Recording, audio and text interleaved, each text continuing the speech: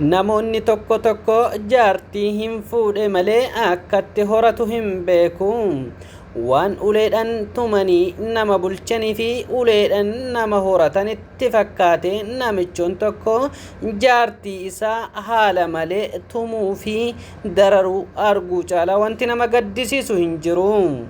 yoo seerri ka jiraatu taate namichoon dubartii akkana godhaa jiru kuni seeraaf akka gaafatamu waamicha keenya dhiyeessina. yoo seerri jiraate namichoon kuni seeraaf akka dhiyaatu waamicha keenya dhiyeessina. namni haadha qabu namni obboleettii qabu haadha manaa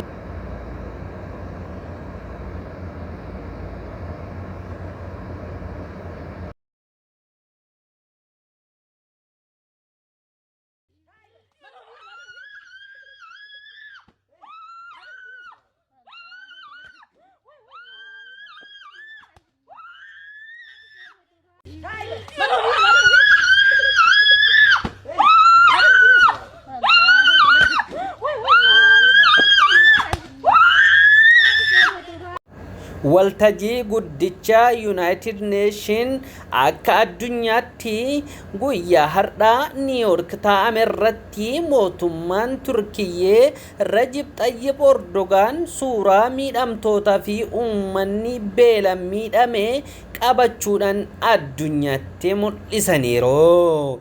gochi Israa'el kana fakkaata jechuun addunyaan akka hubattu godhaniiru.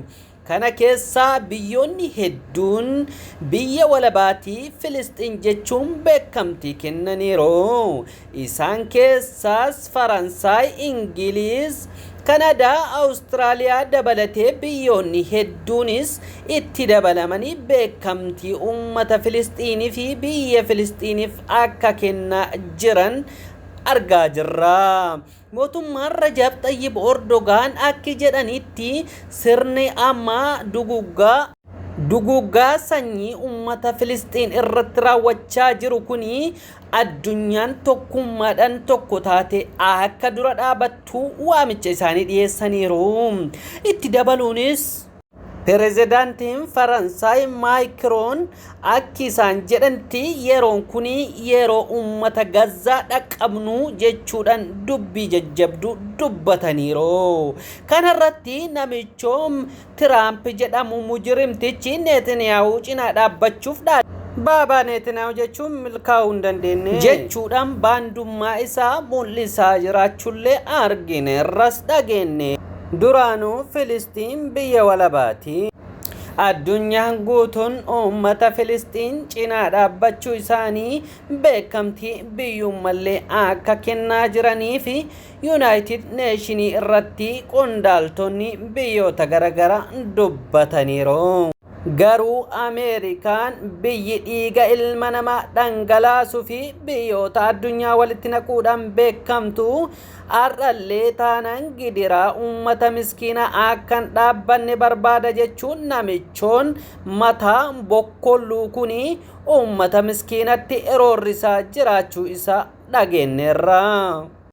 namichoon ani pirezidaantii Ameerikaatii ufiin jedhu Tiraampii biyyoota torbaarraa waraana dhaabee odoo nama biraa taate waraana kana dhaabuu hin danda'u jechuun kijiba isaa kan barate olii gadi laaquu jalqabeera. keessafuu biyya Masrii fi Itiyoophiyaan silaa wal fixxee odoo ani addaan araarsuu baadhe jedhee kijiba hin jirre hurgufaa ooluu isaallee dhageenyeerra. kuni garuu kijiba isaa inni takkallee ilma namaatii kan naatoo hin qabne tahuu addunyaan illee akka hubattu ifaan bilisatti mul'ateera.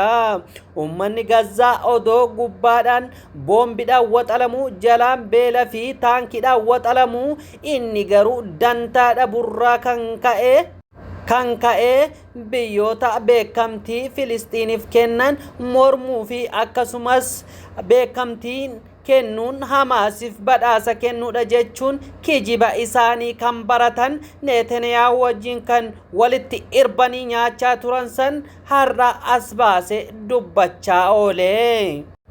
namichoo jallataa Ameerikaa bulcha ofiin jedhu kanaafi namichoon dajjaaltichi Israa'el bulcha ofiin jedhu Netanyaa'uun duguuggaa sanyii uummata Filistiinii Gaza irratti raawwatanillee addunyaan garuu dhugaa argaa jiraachuu isii ifaan bilisatti argineerra. addunyaan yoominillee ifaan bilisatti beekamtii kennuu qofa otoo hin taane gaafa du'an beekamuu irra har'a tana uummata Gazzaa akka dhaqqaban asumaan waamicha waliif dhaamaa jiru. bara 2027tti biyyi Israa'el jedhamtu akka hin jirre asumaan pirezidaantii Ameerikaatti namichoon ufiin jedhu hubachuu qaba.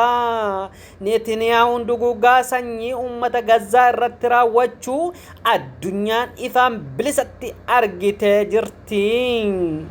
dhugaa yoomuu dhugaadha rabbiin uummata miskiina uummata Gazzaa cina haa dhaabatu. addunyaan illee dhugaa uummata Gazzaa agarte akka cina dhaabbachaa jirtu asirraan ni hubatama.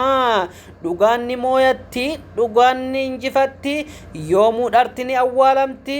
dhugaan bilisummaa uummata Filistiin haa ta'u jenna.